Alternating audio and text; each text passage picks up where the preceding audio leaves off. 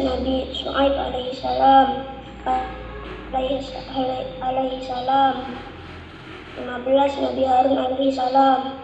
16 Nabi Zulkifli alaihi salam. 17 Nabi Daud alaihi salam. 18 Nabi Sulaiman alaihi salam. 19 Nabi Ilyas alaihi salam. 20 Nabi Ilyas alaihi salam. 21 Nabi Yunus alaihi salam. 22 Nabi Zakaria alaihi salam. 23 Nabi Yahya alaihi salam. 24 Nabi alaihi salam. 25 Nabi terakhir adalah Nabi Muhammad sallallahu alaihi wasallam. Ya, nah tadi Solikul sudah menyebutkan nama-nama nabi. Nah, Ibu mau tanya lagi nih, pembelajaran yang kemarin. Ada berapa sih nama-nama nabi tadi yang disebutkan sama Solikul? 20. Ya, ada 25. Benar sekali ya. Nah, ini nama-nama nabi atau rasul itu ada 25. Ya, ada Adam, Idris, Nuh, Hud, Shalih, Ibrahim, Lut, Ismail, Ishak, Yakub, Yusuf, Ayub, Syuaib, Musa, Harun, Zulkifli, Daud, Sulaiman, Ilyas, Ilyasa, Yunus, Zakaria, Yahya, Isa, dan yang terakhir adalah Nabi Muhammad sallallahu alaihi wasallam. Nah, ternyata itu kita itu sangat sayang kepada Nabi, makanya kita tuh sampai mengidolakan Rasul. Nah, mengidolakan Rasul itu apa sih artinya? Mengidolakan Rasul adalah mencintai para Nabi dan Rasul.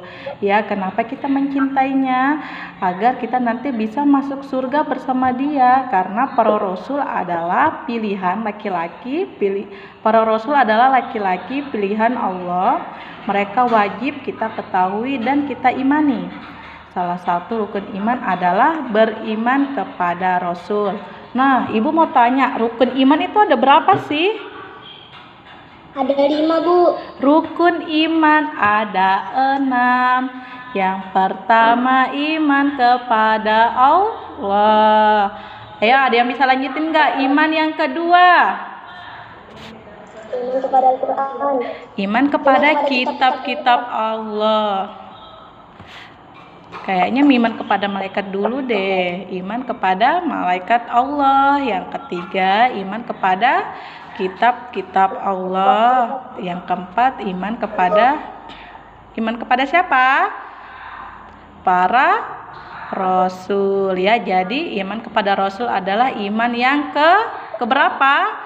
Keempat. Ya, benar sekali. Nah, Ibu mempunyai lagu loh. Nanti disimak ya videonya ya.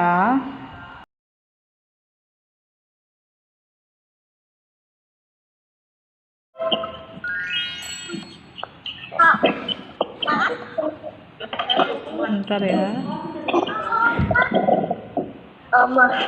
Ada suaranya nggak lagunya?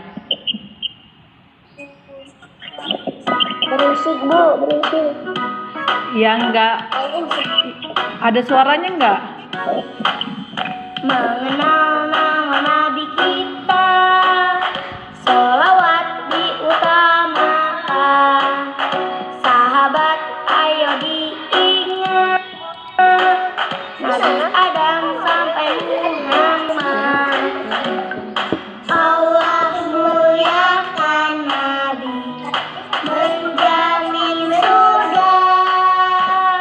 Adam, Idris, Nuh, Hud, Soleh, Ibrahim, Lut, Ismail, Ishak, Yakub, Yusuf, Ayub, Syuaib, Musa, Harun, Zulkifli, Daud, Sulaiman, Ilyas, Yunus, Zakaria, Nabi Yahya, Nabi Isa, Muhammad,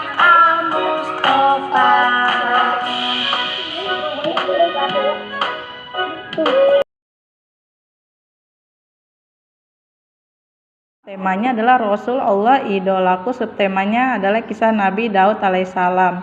Nah, hari ini kita belajar yaitu untuk mengetahui kisah teladan Nabi Daud, mengetahui hikmah-hikmah Nabi Daud. Tadi kita sudah berdoa ya. Nah, ini adalah ceritanya tentang Nabi Daud.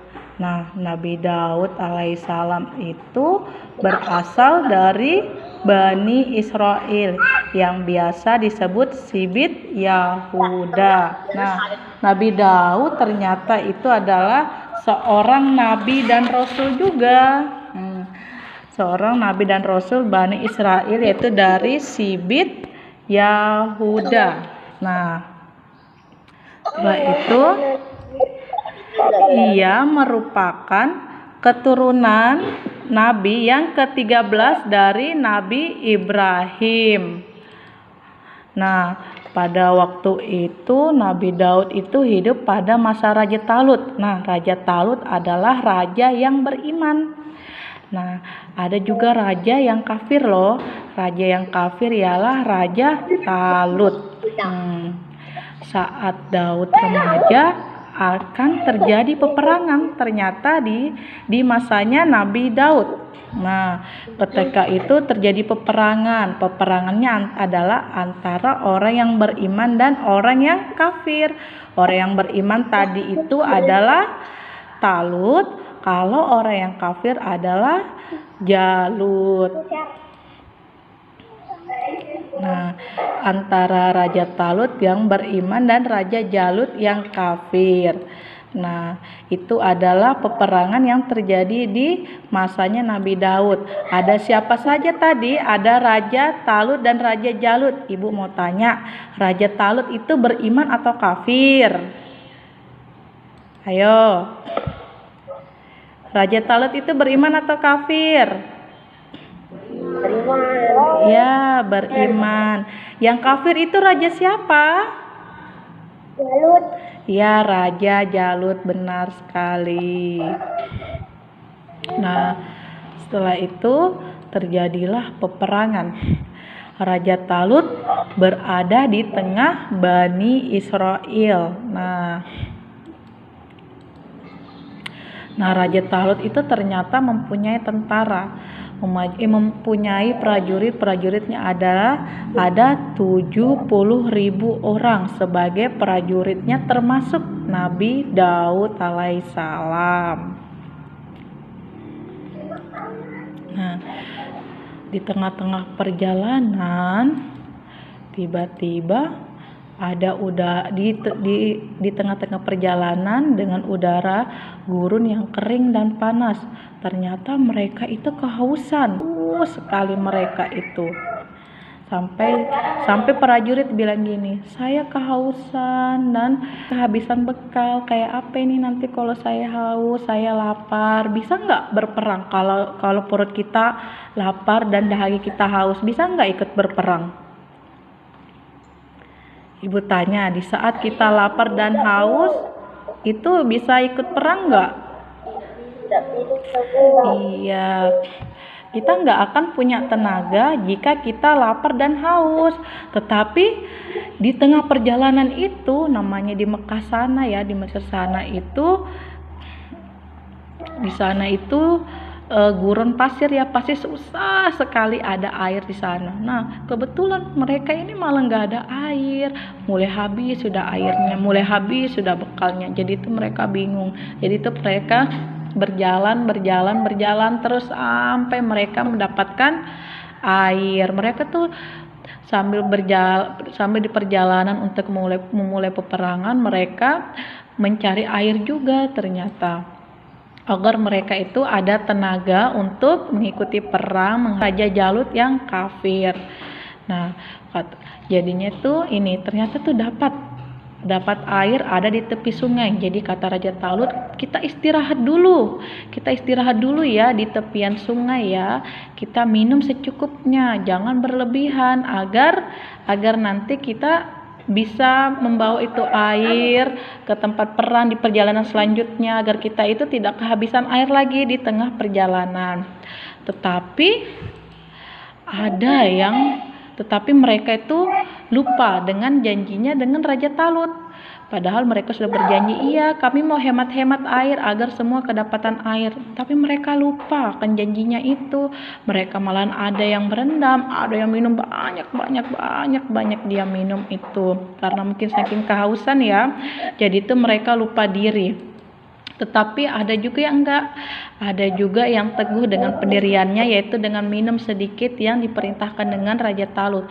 Ada yang minum sedikit, minum seperlunya saja, ya seperti Nabi Daud. Mereka itu tidak mengingkari janjinya, mereka itu sudah berjanji kepada raja, ya saya akan minum sedikit saja, saya nggak mau berlebihan, katanya prajurit sebelumnya. Tetapi tiba-tiba dapat sungai, malah ada yang lupa ada janjinya untuk minum air sedikit, malah mereka minum air sebanyak-banyaknya sampai mereka berendam saking panasnya itu.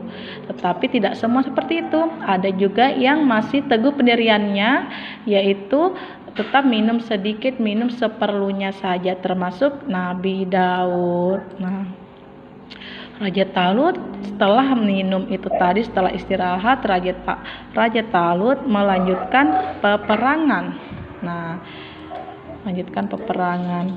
Strategi perang pun diatur dengan rapi. Dan akhirnya mereka bertemu dengan Raja Jalut yang kafir. Nah, tapi sebelum mereka berperang itu mereka berdoa dulu kepada Allah. Itu Raja Talut beserta prajuritnya, mereka berdoa kepada Allah. Ya Rabbana, ya Allah, tuangkanlah kesabaran atas diri kami. Dan kokohkanlah pendirian kami. Raja Talut berdoa, dan tolonglah kami terhadap orang-orang yang kafir.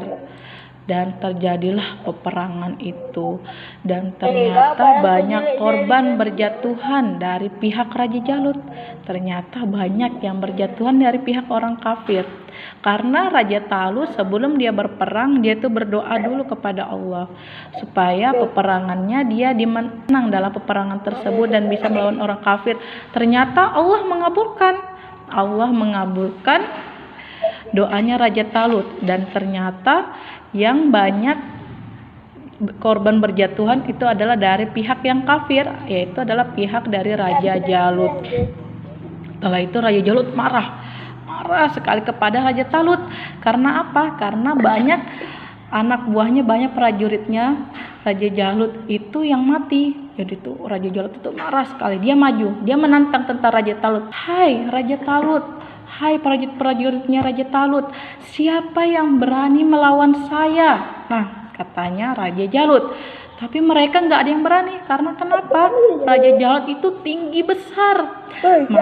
Maka orang-orang itu badannya kecil-kecil. Tapi Raja Jalut itu tinggi besar. Jadi mereka tuh nggak ada yang berani maju. Jadi itu mereka diam saja. Jadi itu Raja Jalut itu sombong sekali. Nah, katanya Raja Jalut, hai Raja Talut dan prajurit-prajurit, ayo maju, siapa yang mau menantang saya, siapa mau berperang dengan saya, katanya seperti itu. Dan akhirnya tanpa banyak bicara, ada yang maju berani menantang Raja Jalut. Siapakah itu? Yaitu adalah Nabi Daud alaihissalam. Nabi Daud itu dia tidak banyak bicara. Nabi Daud itu dia hanya langsung maju, dia berani melawan Raja Jalut. Nah, yaitu dengan melemparkan Raja Jalut dengan batu. Sekali lemparannya saja ternyata Raja Jalut langsung jatuh. Nah, batu sekecil itu pun bisa menumbangkan Raja Jalut yang kafir. Jadi atas izin Allah, Nabi Daud alaihissalam dapat mengalahkan Raja Jalut yang sombong itu. Dengan apa tadi? Nabi Daud itu melemparkan apa tadi kepada Raja Jalut? Melemparkan batu kepada Raja Jalut. Sekali lemparan saja, ternyata Raja Jalut itu langsung tumbang.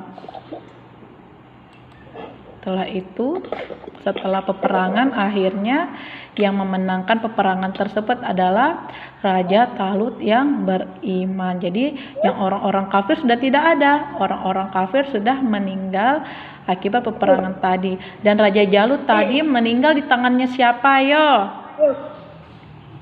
Ada ingat nggak Raja Jalut tadi meninggal di tangannya siapa? Yang raja yang kafir tadi meninggal di tangannya siapa? Di Nabi siapa? Nabi Daud. Nah, Nabi Daud itu dia melemparkan apa kepada Raja Jalut? Kok bisa Raja Jalutnya sampai melemparkan batu dengan sekali lemparan. Iya, dan akhirnya Nabi Daud diangkat menjadi panglima perang karena dia bisa mengalahkan Raja Jalut yang tinggi, yang besar, yang sombong, yang kafir itu dengan sekali lemparan batu. Dan akhirnya Nabi Daud itu diangkat menjadi panglima perang. Dan setelah Raja Talut itu wafat, Nabi Daud diangkat menjadi raja. Nah, tetapi walaupun Nabi Daud alaihissalam menjadi raja, berarti Nabi Daud itu walaupun dia menjadi raja, terus itu menjadi panglima perang, tapi Nabi Daud itu tidak sombong. Tapi Nabi Daud malahan dia banyak ibadahnya, malah dia kuat beribadah. Nah, yaitu Nabi Daud mempunyai kekuatan ibadah, sholat malam, puasa separuh tahun, dan banyak amal solihnya. Walaupun dia menjadi raja, walaupun dia menjadi panglima, tetapi dia tetap ingat kepada Allah. Dia tetap melakukan ibadahnya, melakukan sholat malam, melakukan puasa. Nah, ada itu puasa Nabi Daud. Puasa Nabi Daud adalah puasa selang-seling. Sehari puasa, hari ini puasa, besok tidak puasa, besoknya puasa, besoknya tidak puasa. Pokoknya dia itu sehari puasa, sehari tidak puasa. Itu dinamakan puasa Nabi Daud. Ya, jadi walaupun kita misalnya anak-anak nanti dapat ranking 1, terus itu dapat nilai yang tinggi, tapi tetap harus bersyukur kepada Allah ya. Jangan sombong mentang-mentang ranking 1 berarti bilang biarin aja deh kayak gitu, aku malas sholat karena kan aku juga sudah pintar, seperti itu. Walaupun kita juga sudah pintar, jangan juga malas belajar mentang-mentang sudah pintar tapi lupa diri ya, jangan seperti itu. Tapi kita harus mencontohkan seperti Nabi Daud. Dia itu walaupun sudah menjadi raja, panglima perang, tapi dia tidak lupa sama Allah. Malah dia bersyukur, dia malah berterima kasih.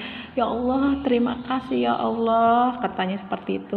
Akhirnya saya dipercayakan menjadi raja, dipercayakan menjadi panglima perang, katanya seperti itu. Nah, saya tidak akan lupa kepadamu, saya akan tetap ibadah, sholat malam, puasa, dan banyak amal-amal soleh yang lain ya. Dan ternyata Nabi Daud itu juga pemberani loh. Walaupun dia ketemu musuhnya, dia nggak akan lari. Dia tidak pengecut, dia tidak akan sembunyi walaupun dia ketemu sama musuh-musuhnya. Ya. Nah, setelah itu kemudian Allah Subhanahu wa taala mengangkat Daud menjadi rasul. Nah, dan ternyata bukan dia diangkat menjadi rasul aja, ternyata tuh ada mukjizat lain yang diberikan Allah kepada Nabi. Apa itu? Yaitu dia memberikan kepada Nabi Daud kitab Zabur.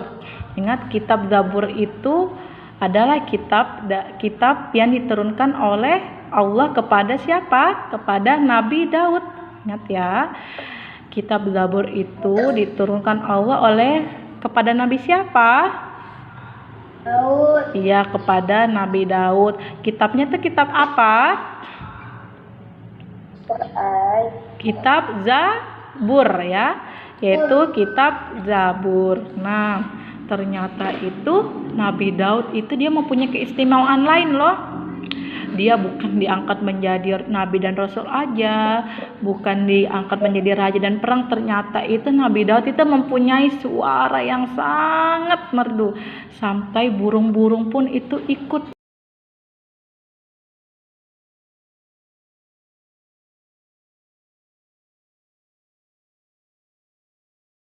Ibu mau tanya lagi. Dalam Sebelum Raja Talut itu berdoa apa enggak tadi? kemarin latihan guru siapa ya? Doa. Ya, berdoa kepada Allah ya, agar apa? Raja Talut dia berdoa kepada Allah agar apa? Agar apa dia? Kenapa kok dia sebelum berperang kok dia berdoa dulu? Ya, agar selamat dari peperangan. Nah, Ibu mau tanya lagi nih. Kitab yang diturunkan Allah kepada Nabi Daud itu kitab apa? Kitab Zabur. Iya, benar sekali, kitab Zabur.